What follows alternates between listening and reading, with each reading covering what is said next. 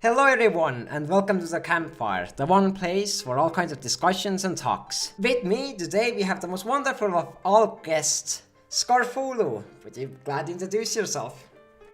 Hi, I'm Scarfulhu. I make videos quite often about adventure games and classic PC games, sometimes Lego and Bionicle things. I do all sorts, and quite often I stream as well.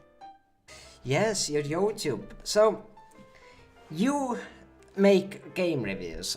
Out of curiosity, why did you start doing game reviews on YouTube?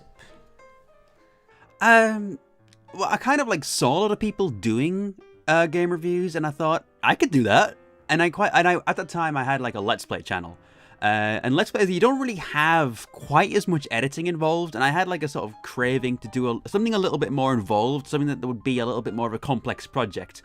So I just thought I could make a channel where I talk about games, do it in the style of some sort of YouTubers that I like, because I was watching people like JonTron and Brutal Moose at the time, and I thought I could do that. I could give that a go, and I did. I gave it a go, and it's taken me to some interesting places ever since. Wow, that is definitely an interesting origin story. So you started with Let's Plays. Yeah, I did.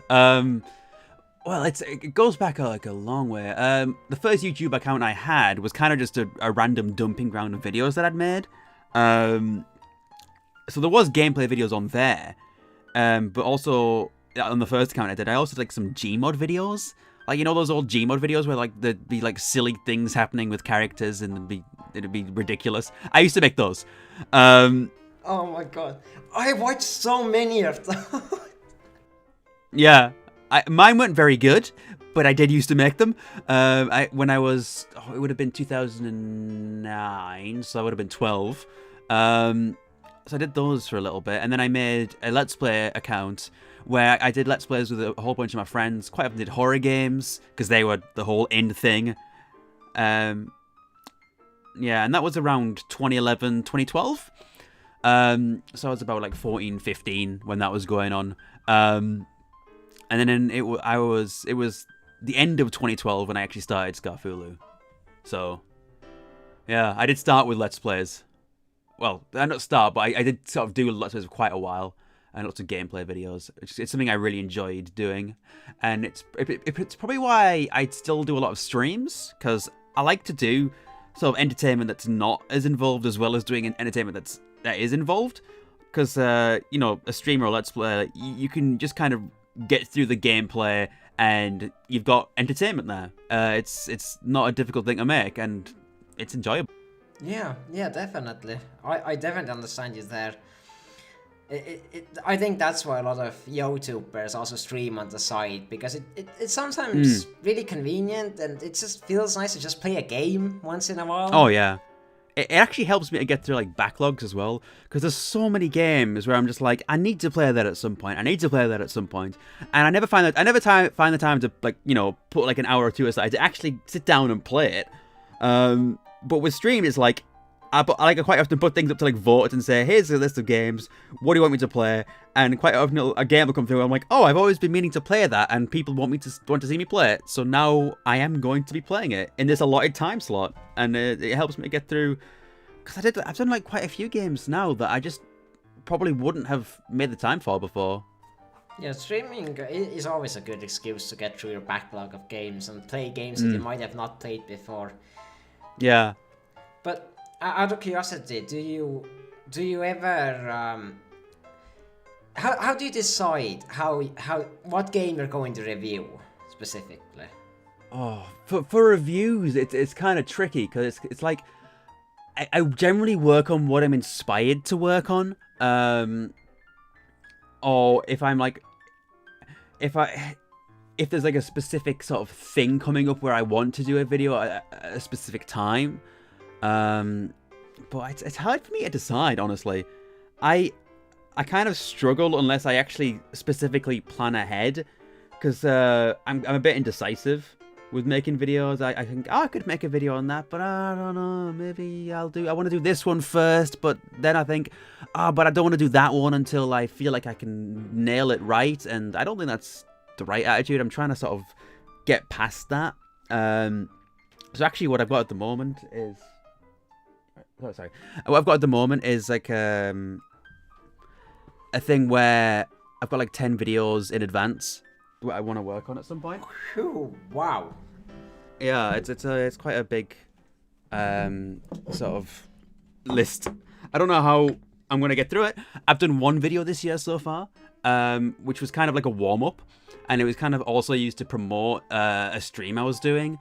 I kind of wanted to kind of link them together, and it turned out quite well. I finished it in like the nick of time. Like literally, I finished it like just before the stream started. Oh wow, that is timing. That is cutting it close. You know, I have no idea. Like that was like a stressful day. I was like trying to. I hammered out most of the video in that day. Don't know how I managed it. I mean, I suppose considering it was a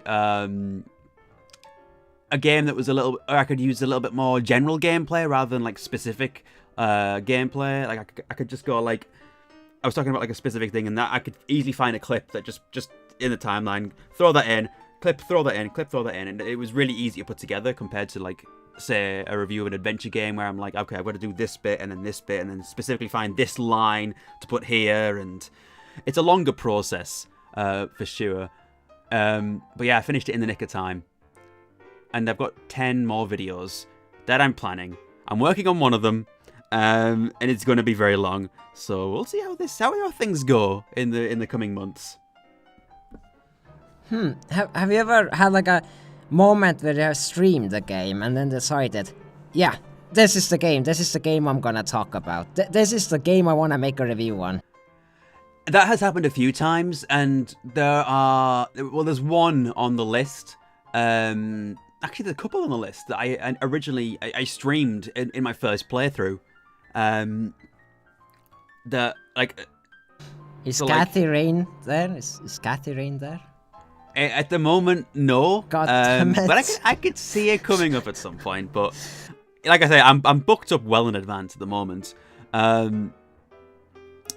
Yeah, but I do quite like to sort of get ideas for specific videos I could do when I'm streaming. Also, my cat wants to leave the room. I'll just be right back. Oh yeah, go ahead.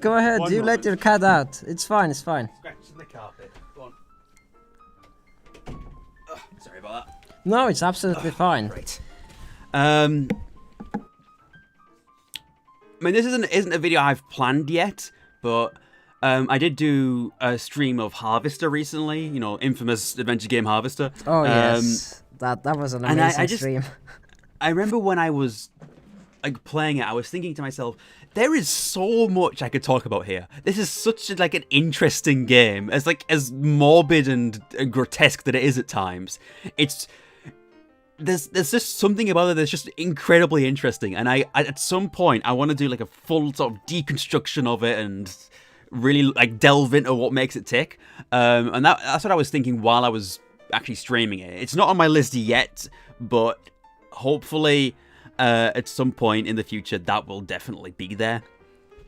Yeah, no, Harvester has so much to it. I mean, the game, even excluding the game, like the people behind it and like the behind the scenes things with the games, that's already worth talking about. Like, oh yeah, there's a lot.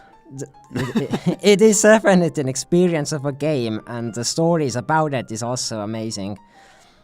It's definitely unique. I'll say that much. Unique is definitely the right word, I would say. Yeah. Because I'm not sure I could exactly call it a good game. It's not. No, good. It's not. It's not. But it's interesting. I feel like, and that's what I would say. I feel like it's kind of like The Room of video games. I mean, like The Room isn't really a good movie, and it has a lot of. But it's interesting, and the things, the behind-the-scenes things about The Room and how it was made and all of that is incredibly interesting. And I feel like Harvester is about the same, really. Well, I haven't actually looked into a lot of the stuff that's happened behind the scenes with Harvester, so that's something I'll probably delve into if I end up doing a video on it.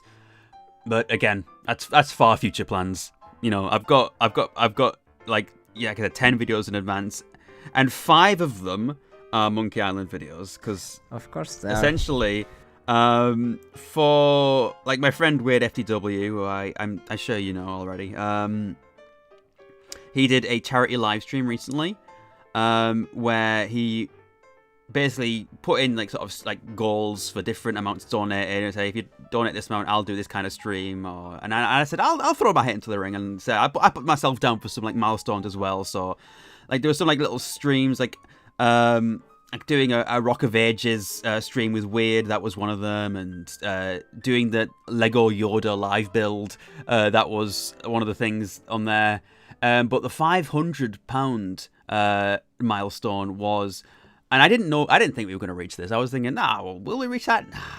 It was reviewing every single Monkey Island video, Monkey Island game in like 5 videos for each game, and we hit the mark, and I was like, oh god, I actually have to do this now. So I've started working on it, and it's actually been a really exciting experience, because it's a game I've wanted to talk about for a long time, but I kept putting it off because I thought, I'm not ready to talk about it yet. I don't know if I have the skills to talk about it yet. But I'm kind of realizing, actually, I do have the skills to talk about it. I can make a good job. Like, I can do a good job of this. And I'm just going for it. And so far the script is turning out to be really long.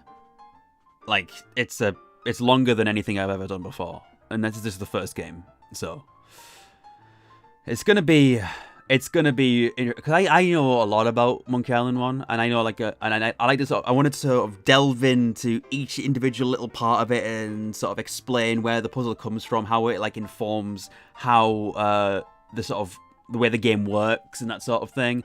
Little bits about, you know, Ron Gilbert's game design and what goes into even like the names of things. Like where the name Guybrush Threepwood came from, or where the Scumbar came from, or that sort of thing. I think there's so many interesting things about that game that I just wanted to include it all. Unfortunately, it means that I'm probably going to make like a video that's like an hour long. So, I'm not sure when it'll be done, but it's in progress. It's happening. It's getting there. But what an origin story for making the longest video on your channel. That's... No, it's definitely gotta. I mean, we've got to kind of see how long the other ones end up at yet, because that's just Monkey Island 1. Although I would say there's probably a lot more to talk about in Monkey 1 than there is in the other ones, even though there's still plenty to talk about in those. Yeah, but it's the first one. The first one is always the most, let's say, it's the first one. It's like the first book, the first series, the first everything is usually the most, let's say, interesting in a way. Oh, absolutely. Because, I mean, the first one has to start it. It has to start everything. So it establishes things, it starts things, etc., etc. Introduces, like, all the sort of concepts that come through. Oh, man, I'm looking forward to trying working my way through this 10-video schedule. And what I'm actually thinking of doing with it is alternating between the Monkey Island retrospective and, like, a regular video. So that's kind of what I'm going to be... What I'm thinking of doing. So it's going to be like Monkey Island 1 video, and then something else, and then Monkey Island 2, and then something else, and then Monkey Island 3, and then something else. Because I feel like I won't burn myself out on Monkey Island content that way. I feel like that'll be a good way to sort of keep myself motivated and keep sort of fresh projects going each and every time. Yeah, that's a brilliant idea. And I mean, it can also like... increase people's like expectations, because like if you release the first one, that's like a long massive video, and then you say like do be continued, second part coming soon, and then you release some usual stuff, people will be waiting for the new one. They will be getting excited for it, definitely. Absolutely. So I'm really excited to see how this turns out. Hopefully the videos in between them will be shorter than an hour long. Oh, so hopefully. Hopefully. It's the thing about this script is it just keeps going. Like I'm writing out all the things that I want to talk about, And I'm just like looking at the page count and the word count, and it's just going up and up, and I'm like, whew, this is going to be a long process. It's currently at about 22 pages, I think. Holy crap. And for me, about 1 page of a script roughly translates to about 2 minutes of video, generally speaking. So that's about, so far it's about 44 minutes long. And I'm currently talking about the Monkey Island area. So it's getting close to the end. I mean, but you know, I've still got like to get through like the cannibal village, the interior of the monkey head, the ghost ship, fighting LeChuck on melee. I've got to get through all of that as well. So that'll be what takes me up to an hour, I think. But I'm really excited to have it done. I think it's gonna be an absolutely brilliant video. I'm really proud of what I've done so far. So excited for people to see it. It definitely sounds interesting. I'll be sure to be there to check it out because it honestly sounds like a very good and in-depth video. Appreciate it. But before you mentioned that you saw other people doing reviews and things, and you thought you could do it as well. Out of curiosity, who were like your main inspirations that like truly put you down this path, like of this reviewing path? I would say to start with, it was like JonTron was the biggest one, because JonTron inspired like everyone at that time to do the sort of the funny video game review thing, where you were like reacting to the video game and making jokes about it. Yeah, he was like, for like the generation of like game reviews who came from like 2012, 2013, it was JonTron, where like before it would have been AVGN.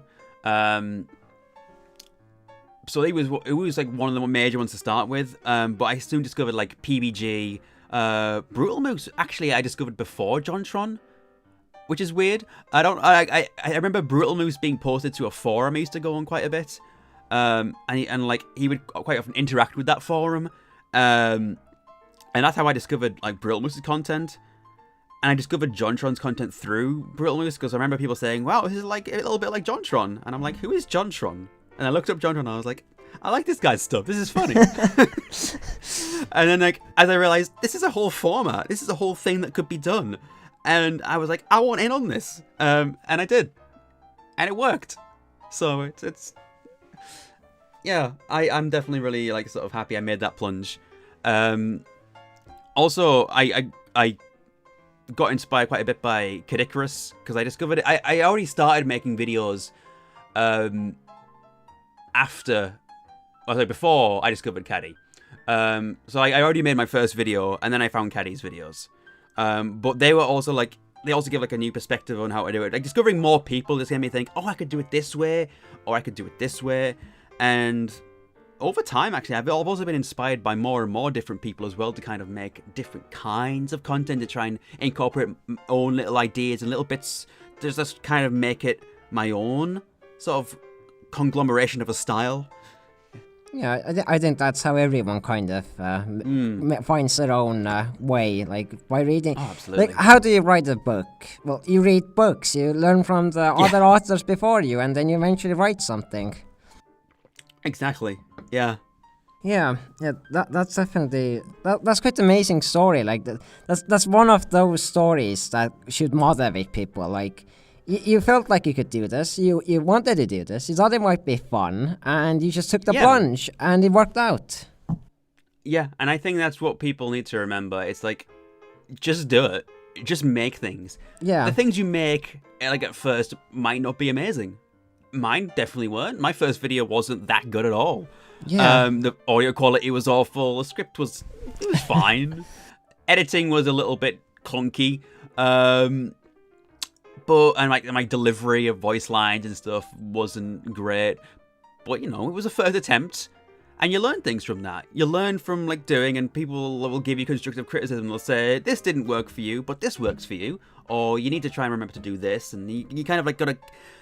When you get constructive criticism, the important thing is not to take it, like, personally. Because I know some people do. It's, like, if someone is being genuine and wants to help you, just listen and, like, go and think, okay... If I do this, this, and this, I will make better videos.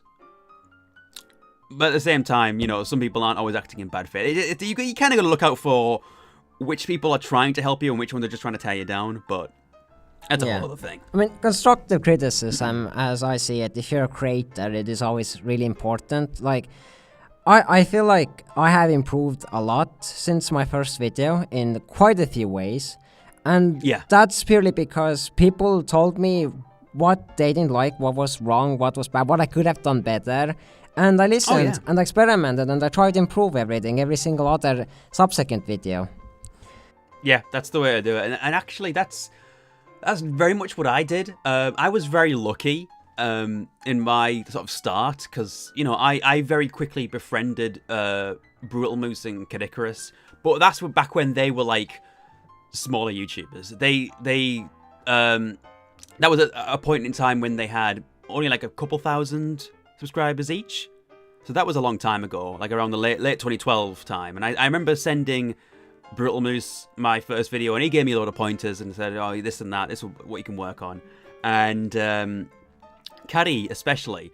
It's interesting with Caddy because I just added him on Steam one day. I thought, I'll just add him on Steam. Why not?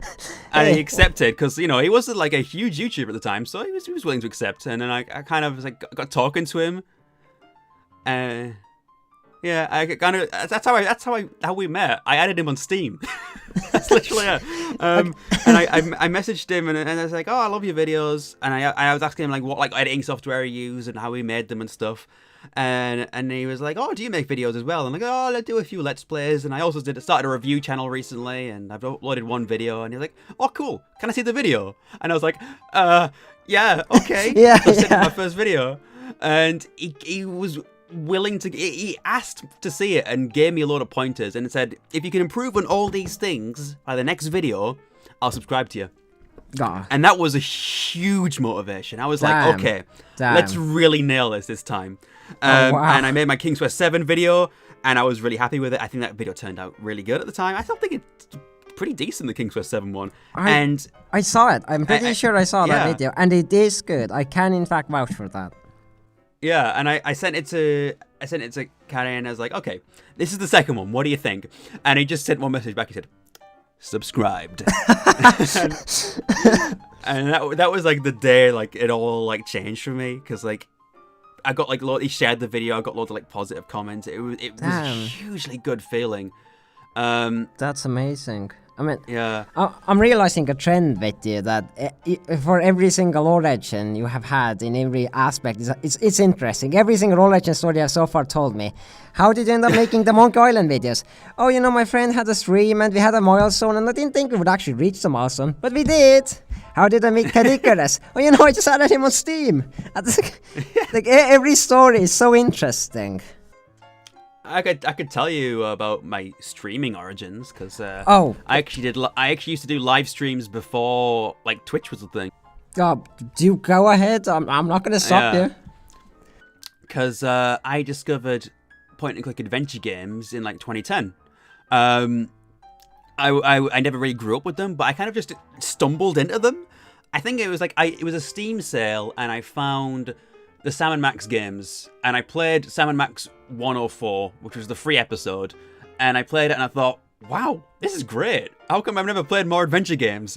And then I bought the whole like Sam & Max season 1 and 2, played through them, started buying more and more adventure games. I got like some classic LucasArts ones that were on Steam, got like the Monkey Island special editions, Tales of Monkey Island, and I started playing through gradually more and more. And at the same time, I was on the Telltale Games forums, and I was befriending loads of people there, and then people there were like, oh, we're doing live streams like every so often of adventure games. So I actually discovered a lot of adventure games through watching other people do live streams. And that was like huge for me. Like that, I discovered so many cool like adventure games that way. Like that was the first time I saw Grim Fandango in action. I think first time I saw King's Quest in action. And this is on a website called livestream.com, which was a live streaming website before like Twitch was huge. I think Twitch maybe did exist at the same time, but it was called Justin TV at that point.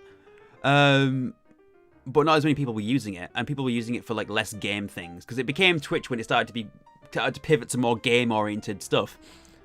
And And I used to do live streams on livestream.com of adventure games every so often, which I'm still doing today. I'm still doing Adventure Thursdays.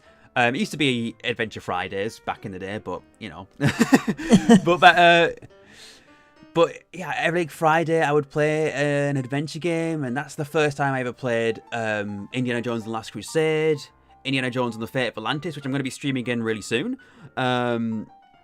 Broken Sword 2, I played for the first time on these live streams, and, you know, this was like my first exposure to live streaming. I had like a small group of people who would turn up to every single one, who were just members of the forum, and I really enjoyed doing that, and I feel like that's always stuck with me, and it's probably why to this day I still really like just, you know, doing a full playthrough of adventure games on stream. I mean, yeah, I mean... Another exciting origin story for you. Yeah, that's... I didn't even know that a site like livestream.com even existed, but... oh yeah, it's obscure now. I do know of its existence now. Yeah. The more you know, but again... So what's interesting... Sorry. No, go ahead. Continue.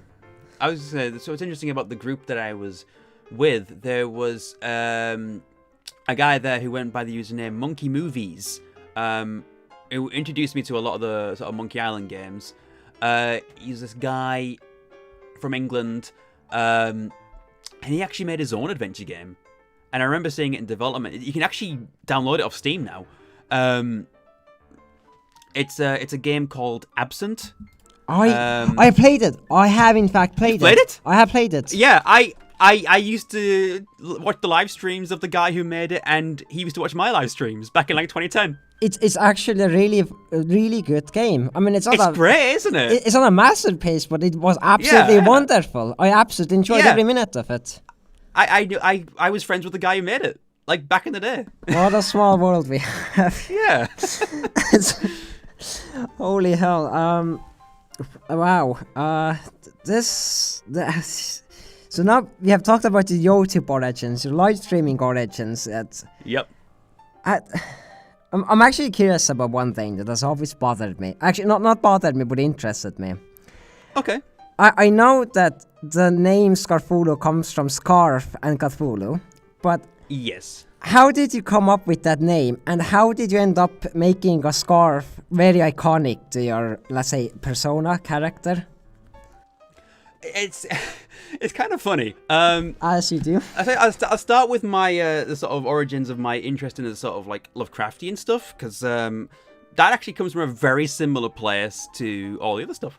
As you know, I was already streaming a lot in 2010. I remember at one point I was streaming. I was streaming Sam & Max Season 3, Episode 4, which, I don't know if you've played Sam & Max Season 3, but Sam & Max Season 3 is all about, like, sort of Lovecraftian stuff. Oh, God, that sounds amazing. And that's why I kind of, like, got, like, the interest from there. And I actually, I had an old username that was based on, there's an item in Sam & Max Season 3 called the Chthonic Destroyer, which is a toy robot which can destroy, like, sort of Lovecraftian creatures with a laser gun. It makes sense in Sam & Max logic. But I remember I used to go by Chthonic D for Chthonic Destroyer, and then it eventually just became Chthonic. So kind of like a sort of Cthulhu-themed username was something that I always liked to have, simply because I liked Sam & Max, and I liked that season of Sam & Max, which was based on sort of Lovecraftian stuff. So when I wanted to make a new username for this new channel, I thought, well, it has to tie in with my old username, because I initially wanted to run them both side by side, but I didn't in the end. But yeah, I wanted to have some kind of Lovecraftian influence, and that's why I had Cthulhu. So I thought, I want something to do with Cthulhu in the name. As for the other bit, that didn't come along until later on, when I was browsing a forum called Facepunch, which is like a sort of... It was the forum that was run by the creator of Gary's Mod, Gary Newman. He had this forum called Facepunch. I was a regular there, and what what was quite often posted there was like TF2 stuff as well. So on one of the TF2 threads for funny screenshots, someone posted a bug of the spy, but the spy for some reason was wearing multiple scarves across his face. And then someone said, "Oh, it's the rare Scarfulhu."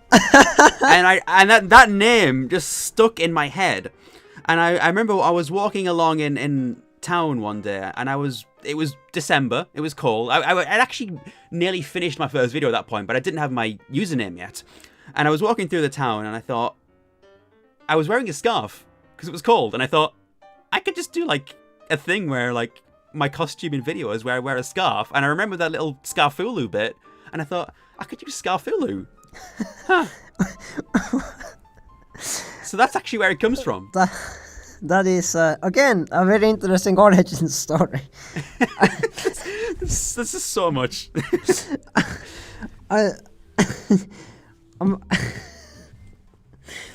That is wow, that is a much better origin story than how I came up with my name. So I just kind of pretty much randomly clicked on my keyboard and I got like Molegul, and then I just kind of switched some things around and I got my username. That's all there is to my username. Hey, as long as it works. Yeah, it's somehow... I went through a needlessly complex process of like trying to figure out how to make it work. But I mean, and people spell my username wrong, so I don't know if I chose correctly. How do you spell it wrong though? It's Scarfulhu. Well, people don't know where to put the H, and that's the main thing. Yeah. No. Because it's ULHU. Yeah. But some people spell it Scarfulhu, or they don't put the H in at all, or Scarfulhu, like UHLU. But it's easy. The easiest way to remember it is Scarfulhu. Yeah. And if you want another way to remember it, remember that I like Doctor Who. Scarfulhu. Huh?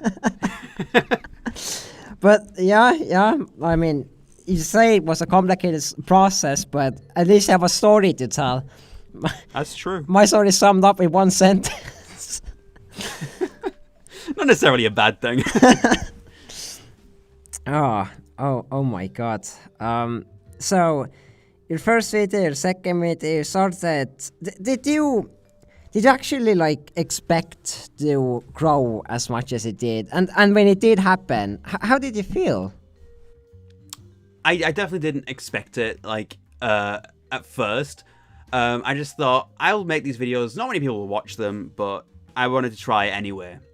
But it's when like, you know, I started to befriend people who had already had a bit of a following, and they were like sharing my content, and then I was like, oh, this could be a thing. And I was thought maybe I can actually make something of this. And I was really excited when I started getting like small milestones. Like getting like 100. Like my Let's Play channel had about 200 subscribers, which I thought was amazing. I was super proud of that. So like when I was starting to like hit that and then surpass it as well and hit like 300, 400, I was like, oh my god, this is a whole thing. And obviously then like it spiraled further and further, and I was starting to get into thousands, and I was just like, this is going nuts. And it was only when I did that my first collab with Caddy, and I watched my subscriber count just shoot up, that I was like, oh wow, this is a thing. And that was really exciting. Yeah, It's always only over time that I started to realize, oh, this is actually working. Yeah, I can relate to that. I mean, kind of. When I reached 100 subscribers, that's when I felt absolutely overjoyed. I was like, that's bigger than my entire classroom. Oh, yeah. Bloody hell. You've kind of got to put it into context. Like, obviously, like for people who go, oh, you know, you've only got this, you only got like 100, you've only got 1,000. That's not many. That's nothing to sneer at. That's a lot of people. But there's people into a room, and let's see how little there is. It's like I'm still baffled at the fact that, you know, I've been like advanced a lot in subscribers in like the past sort of year or so, probably because I don't upload often enough. But I've got like 43,000 subscribers. That's a lot of people. Yeah, that is a lot of like. Hold on, how many? Let's say like. Let me look up something. Wembley Stadium. How many people does that hold? Wembley Stadium holds 90,000 people. So my subscriber base could fill up half of Wembley Stadium. I mean, that could work. Why not? Yeah. That's wild. That's wild to think about. Yeah. And I think we really sort of just underestimate just how many people will like be interested in the thing. Yeah. And yeah, it's the numbers. It's easy to kind of look at them as just numbers after a while, but you have to remember there's a person behind each number. Yeah. It's YouTube kind of starts creating that kind of a mindset of numbers and checking the numbers and looking at the numbers. Oh, so, yeah. So you start to forget that these are people. Like this one number represents people. Yeah. Which it's a problem that I started to have, especially in 2016 when I tried to do YouTube full time. I started looking at like numbers and views, and I was obsessing over them, and it wasn't healthy. Yeah. It's not healthy to do that. If there's something I would recommend, it's don't pay attention to the numbers. Obviously, like if something does well, you can maybe think, oh, maybe I'll do more of that. But if something doesn't do as well as you hoped, don't feel disheartened. It can happen, and sometimes things just don't get as popular. If you make a video and you're happy with that video, that's what's worthwhile. And if there are people in the comments of that video who are like, I really love this video, even if they're like, it's like a small minority of people who like a niche thing and they're excited to see it, that's worthwhile. Yeah. That's what it needs to be about. It needs to be about making something that's worthwhile for you and for other people, not the numbers behind what like works. Yeah. I do feel like a lot of people forget this, that in the end, like there is more to this than just getting higher numbers or more numbers. Like, I feel like if you go down that path, it will become really, really freaking depressing, because at that point, you're not making content for yourself or anyone anymore. You're just making content for the sake of getting higher numbers, which is... Yeah. Oh, God. It's an easy trap to fall into, and it can lead to you kind of starting to make things that you're not even necessarily enjoying making. Yeah. You're only making it because you're hoping it'll pull in big numbers. And that's not a way to do it. That makes it a chore. It's really not. I say make something that you'd love to see. Yeah. And that's the biggest takeaway from YouTube. I have always tried to have this mindset with YouTube, that every single video I work on, I kind of go in with the mindset, this is going to be the one. Like this is just one video. Like I don't just slack off. I actually try to improve. I try to perfect. I try to work on it as much as possible. Because like this is the one video. Like this is the one video that might blow up. This is the one video I'm gonna be proud of. This is the one video I love, and this is the one video that people will enjoy. And that mindset has helped me quite a bit in regards to the kind of toxic kind of mindset that YouTube cultivates in its own ways. Yeah. But though, let's just out of curiosity, if someone came to you, an absolutely new person who wanted to start doing YouTube, Yes. What kind of tips would you give this person? What are the advices and suggestions and recommendations you would give this person? My main takeaway I would give is it kind of goes back to what I said there, make content that you would love to see. That's kind of what I kind of started. At the point I started, it was like, I really liked seeing sort of funny reviews of point-and-click adventure games, because obviously I was a fan of the genre, but not many people were making them. You get like one or two every now and then from like Brutal Moose or John Sean. Every now and then they'd do it like a point-and-click, but like they wouldn't do it often enough. And I thought, well, I want to see more of that. And as I sort of made more and more videos and tried out different genres to start with, because I tried out a whole bunch of different videos to start with to see what would stick. And what I really enjoyed doing was adventure games as well. I thought, I'm passionate about this, so I'm going to keep making it. So you find something that you're passionate about that works for you, that you can do you can say a lot about, and that's what you do. You make it, and you just make something and throw it out there. Because, you're not, if you're worried about, well, what if I'm not good? What if it's not good? So what? It doesn't have to be a perfect video. Nothing you make has to be perfect, ever. If you're making content, that's a worthwhile pursuit. Even if it doesn't, obviously you should strive to improve yourself, but don't be a perfectionist. If you have a video that's finished, release it. You'll at least learn something from that. Yeah, that is definitely worth the advice. I mean, I feel like everyone should kind of follow that, honestly. Not even just new YouTubers, but people that already have fan bases, because honestly, that is something that everyone should remember. And I feel like people should also remember that, like any art, absolutely any creative field, you're going to have lows, you're going to have highs, and it's going to be hard, but you have to enjoy doing it. That's the main thing. You have to enjoy doing it. If you go down the path where you end up not enjoying it, there's no point anymore. Yeah. That's the thing as well. If you're not having fun with it, either do something else or don't do it. That's the main thing. If you base your entire happiness on whether or not you're gonna make videos that you like, then you might not find that that'll work. What you might find is that I know a lot of people who have made the decision to stop making content, and it's a really brave decision. Simply because, if it's not working for you anymore, then you shouldn't do it. But if it's something that you think could work, then just release content.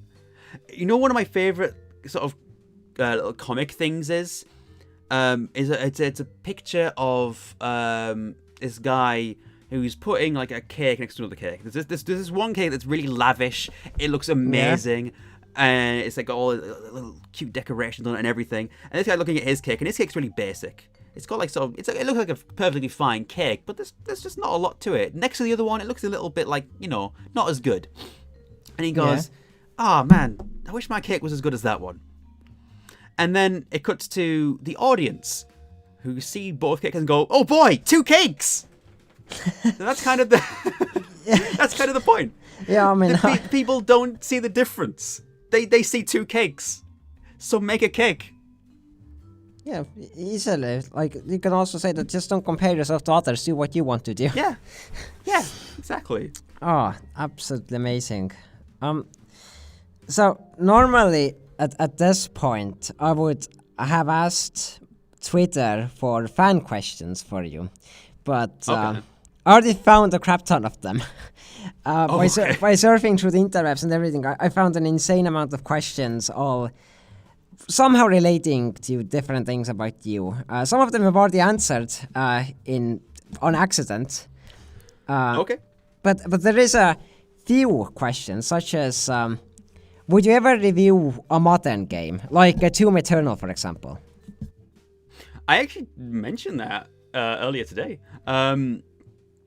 I actually did. I was talking about the Marauder, which is an enemy in Doom Eternal, and how I really like the design of it.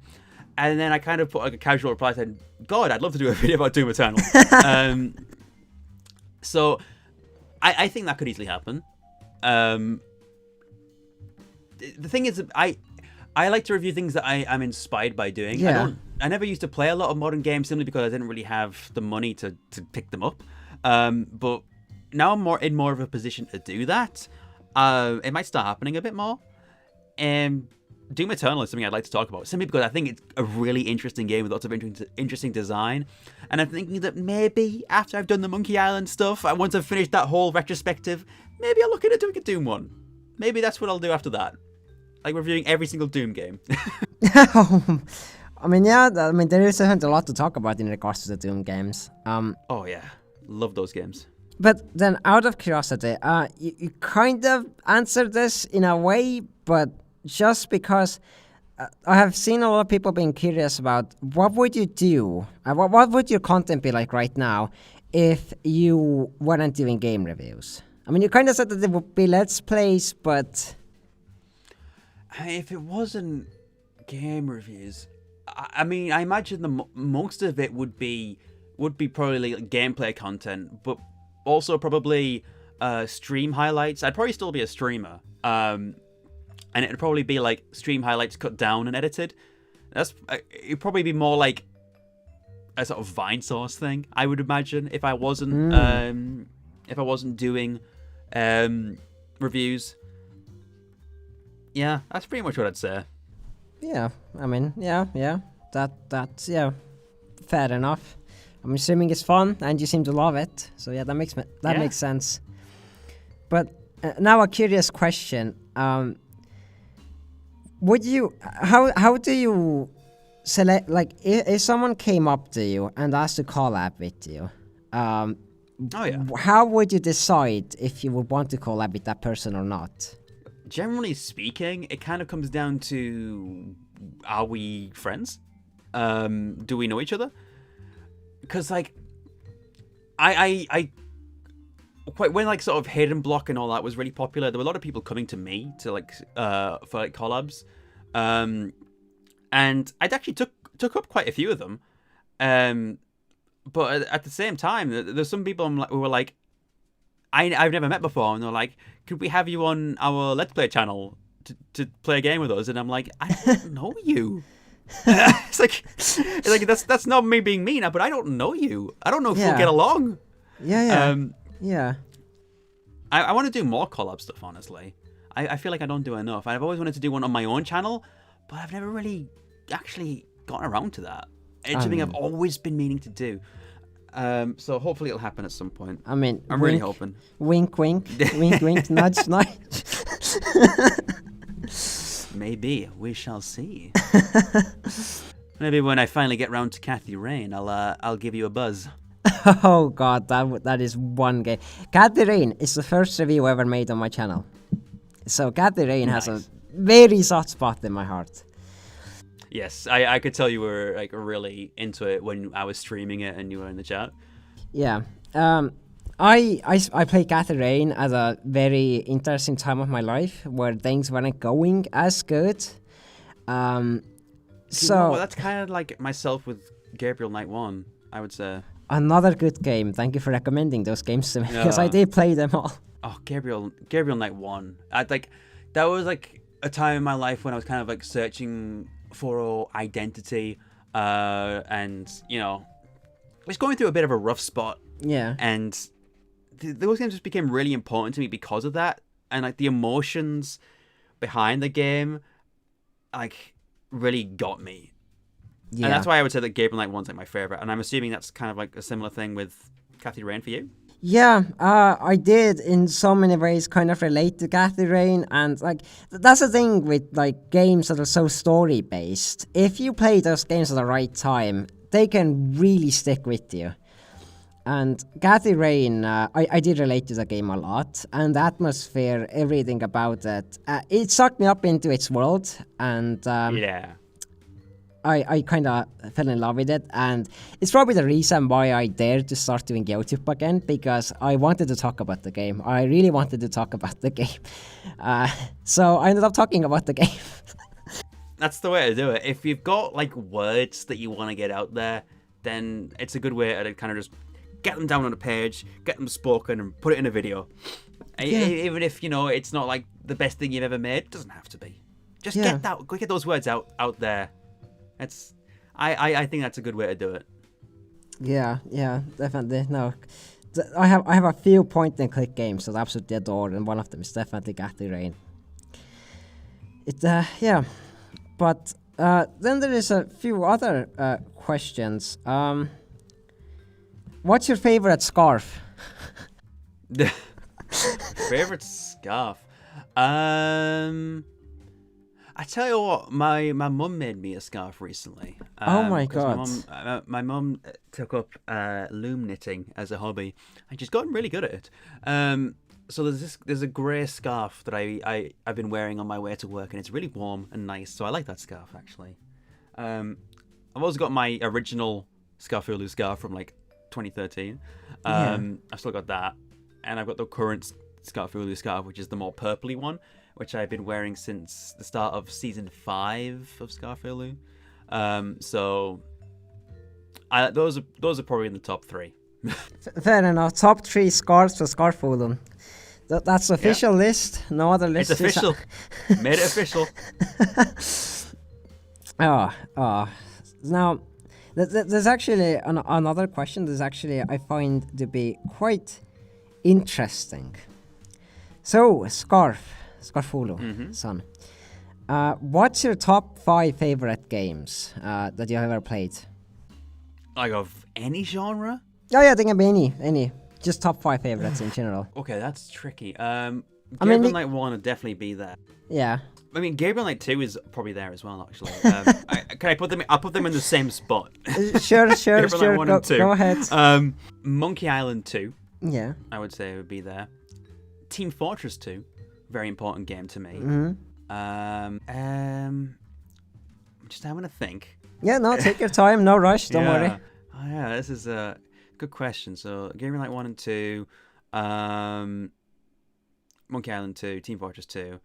Those are definitely... Broken Sword? Broken Sword probably wouldn't be in the top 5. It's definitely up there. I wouldn't say top 5. Possibly Spyro 3. Oh yeah, fair. And maybe Doom Eternal. Could be up there actually. I actually, you know what? Last place goes to Vampire the Masquerade Bloodlines. Oh god, good game. Absolutely forgot about that. There's a lot that I'm missing out, and this list will probably change quite a bit because I could probably throw in like Fallout New Vegas, Gary's Mod, Mass Effect 2. So many. Monkey Island 1 and 3 definitely could be there as well. Sam & Max Season 2. But yeah, I have a lot of games I really, really love. Yeah. I mean, you do play a lot of games, so that does make sense. It's kind of hard to put a top 5 list out there. But out of curiosity, you talked to me about this before the podcast as well, but you were very active and involved in the TF2 community, and the game does mean a lot to you. Do you want to talk about it? Yeah, I've loved TF2 for a very long time. I mean, I initially played the Orange Box on the Xbox 360 around 2007 when it came out. But I didn't really get onto like sort of PC stuff until maybe like a year or so later, and I got my own Steam account because I was sharing a Steam account beforehand, and I got my own Steam account like in 2009. And I got the Orange Box, and I wasn't like initially big into TF2. Like I played like Half-Life games, the Portal 1, and I really loved those. And I thought, what's this last game? What's this TF2 game? And I gave it a go, and I was like, you know what? This is pretty good. Actually, this is really good. Actually, this is amazing. And I played it like so much. On my really crappy computer that could barely run the game.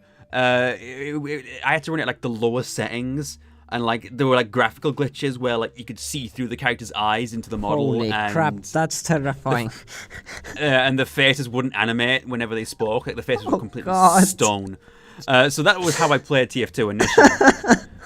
But I always loved the game, and I remember just wanting to be involved with like the community quite a bit, because it's just the community on facepunch.com, like I mentioned earlier, they were a really great community of people, and quite often a lot of the sort of custom hats and models that came from TF2 started there. So I actually did a little bit of 3D modeling to sort of dabble with it to start with, and I actually did make a 3D model a very long time ago. I don't know if I still have any images of it, but I managed to make a hat for the Pyro and get it into the game, and it worked. And I unfortunately never did anything else, but I did that, and I was really proud of that. It should be. And actually, I remember also for a long time I wanted to get into the mapping thing because I quite enjoyed using Hammer, which is the Valve mapping tool. It was only really like a few years ago, because I've been part of the TF2 community for years, just non-stop. It was only really a few years ago that I actually sort of put in the time to try and learn a bit of Hammer and try and start to make stuff. So I started to take part in these like little social events on the TF2 Maps community, where sort of people would put in their maps for like basically for review and discussion. You'd have like a server full of people that do like a play test on the map, and they'd sort of stress test it and see what works, what doesn't work, and they'll leave feedback.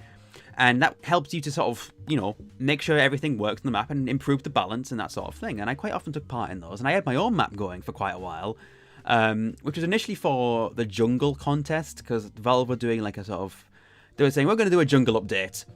And I was like, oh, that's cool, jungle update. Love to take part in that. And I started to make a jungle map. Never finished it, but you know what? It was a valuable experience because I got to like sort of meet some really cool people and tested out my map on the server, and actually having like a group of people play a map and give you feedback on it is really satisfying. So yeah, good times. I adore the TF2 community, and I think they're a really creative bunch of people. That's quite the story. Yeah, I can see why TF2 would mean a lot to you. I can understand that. I mean, it is a good game, and it does definitely have a very active community behind it. Yeah, but always been quite active. Yeah. But now, to avoid having this go for too long, we can start slowly finishing up. But there is one question I must ask you, and this is out of my curiosity. Okay. What's your, like, let's say, top 5 favorite videos, your own videos? Oh, that's a good question. Let me have a look at the list I've got. Okay. I would say that one, this isn't like a strict order, but one that I think I was really, really happy with was the Conquest of the Longbow video. I absolutely loved how that video turned out. I was so proud of it. Unfortunately, it hasn't done as well, but that doesn't matter. I was happy with the video. People loved that video, like in the comments and stuff. So you know what? That's good. Yeah, that's what matters. Absolutely. I would also say, Afraid of Monsters. That's definitely up there. Simply because that video is so personal and about like a sort of personal journey about how I came from doing Let's Plays into making videos. The sort of importance of having like an inspiration and stuff. So that one's definitely up there. Dragon Sphere I would put on there. Dragon Sphere I think was just a script that turned out to be really funny. And actually I think I've got if you search for Dragon Sphere, I think I have the most viewed video on that game. So that's something that I'm quite proud of. Congratulations. What else? Oh, Soul Blade. Now Soul Blade was an interesting one because it's like it's out of my comfort zone a little bit. Doing like reviewing a fighting game is not something you'd expect from me. So I think that video turned out to be like really entertaining. I think the jokes I wrote into that one were really, really good. So that's one that I would definitely put on there. So how many is that? So I've got Conquest of the Longbow, Afraid of Monsters, Dragon Sphere, Soul Blade. So one more. I could choose one more. The last one. Tricky. Ooh. Yeah, it is tricky actually. Yeah, so it's the last one that's tricky. I think it has to be one of the Halloween ones. Oh. Yeah. I might actually go for Dracula AD 1972. Which it's a movie that I thought was really funny for a long time, and I was really glad to find a review, and I think everything turned out really well with that video. So I think it's just one that's just all around really solid. So yeah, that's my 5. Yeah, but since you talked about the Halloween videos, what's the deal with the skeleton in the closet? Or what? You have a skeleton. You had a skeleton in one of your videos. Yeah, it turns up in quite a few. Oh yes, sorry, quite a few, but it's already in one video. It started in Phantasmagoria 2. Yeah, and why? That was the reason why the skeleton came about. I was hanging out with my friend Rachel. It was a good friend of mine, and she was always like really encouraging with my videos. And she would quite often like dare me to buy things to like put in the videos, or put in like a specific phrase in the videos. So for Phantasmagoria 1, she was like, "You need to buy this witch hat, and you need to wear it in your videos." And I was like, "Done, I'll do it," and I did. And then for Phantasmagoria 2, it was just the same thing. And she was like, "Buy this skeleton and put the skeleton in the video," and I was like, "Done, let's do it." So that's where those came from. It's just my friend Rachel was just daring me to put them in, so I did. That's an amazing friend. She's great. I haven't hung out with her for a long time, just because the way like life goes and people go off to uni and stuff. I'll have to make sure I can catch up with her at some point in the future, once this whole global thing blows over. Oh yeah. Hope it's soon. I'd like to go outside. So. I know. I haven't left the house in a few days. Feels so wrong. It does. Like the entirety of our lives, people have said, "Go outside, have a nice walk. Don't always sit inside." And now it's sit inside and don't go outside, and it's so weird. Yeah. I just like. I woke up this morning. I was like, "Oh, you look a bit pale," and I'm like, "That's probably because I haven't been outside." Maybe you're turning into a vampire. Blah. Oh, no. Blah. Horror.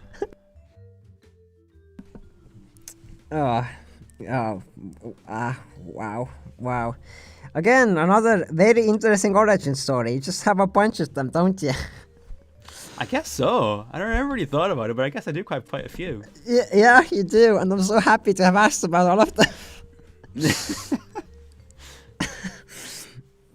But now that we're gonna start wrapping up, do you have anything you really want to talk about at the very end of this?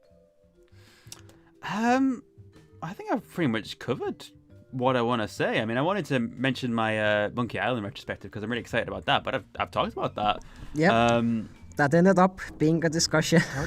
Talked about like future videos I want to do. Talked about my live streams. I mean, I guess I could talk a little bit more about my live streams maybe, but I don't know what else I could say. If you got any questions about those. I mean, you can talk about your live stream, but we almost... Yeah, kind of already covered all of that too. Yeah, so... I mean, I've pretty much covered it. Yeah, I think we've pretty much got everything covered there. And then after the podcast, it's gonna be like, damn it, I forgot that one thing. Damn. It always goes that way, doesn't it? Yeah, there's always that one thing. Let's not worry about it. We've got plenty in here already.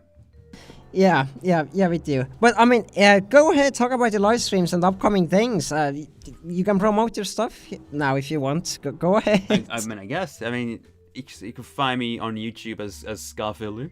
I upload whenever I have a video ready. That's my schedule. I also have streams that I do every week. I stream on Tuesdays, on Thursdays, and then quite often on Saturdays and Sundays, although those aren't always guaranteed. At the moment, it's mostly Saturdays, with a bit of Sundays thrown in, and those happen at about 7:30 UK time. So if you ever need to know more, just like search what time is it in the UK, and you'll be able to see how long until the streams start on every particular day. So yeah, that's what I do. Yeah, and all of Scarfulhu's stuff will be down below and in a comment and in things, so you can click those things if you want to check him out, which I do recommend highly. He does amazing content, and he is a very entertaining streamer. And Thank you very much. I'm 100%. I'm 100% sure that at one day you're going to appear again on this podcast, and that day you will have 1 million subscribers. Let's keep positive. Yeah, I think we can do that. Because I would be honestly shocked if you don't reach that point. Honestly, your videos are amazing, and you, if I had to say, you kind of inspired me to start doing game reviews, specifically wow. point-and-click reviews. That's very kind. I don't talk about this like very much, but I ended up watching your videos through Caddy, of course. Oh, and actually, I found out about you before I found out about Caddy somehow. Oh, wow. I don't remember how, but it happened. And I liked your videos a lot, and I was always kind of terrified that if I talk about like maybe point and clicks, people might not like them, not care, and it's just all of those stupid excuses for why not to do something that just your mind conjures up. But then I ended up watching your videos and like, maybe I can do this, and then I ended up like, Kathy Rain is one game I really want to talk about. To hell with it, let's do it. Awesome. So I think now we can start wrapping up. So it was absolutely wonderful that you agreed to come here. Thank you. I genuinely appreciate it. Oh, no problem. It's great to be here. Oh, absolutely brilliant. But yeah, I think that's gonna be it. So goodbye, everyone. See you on the next podcast. Yeah. Do you have anything last thing to say? Goodbyes or anything?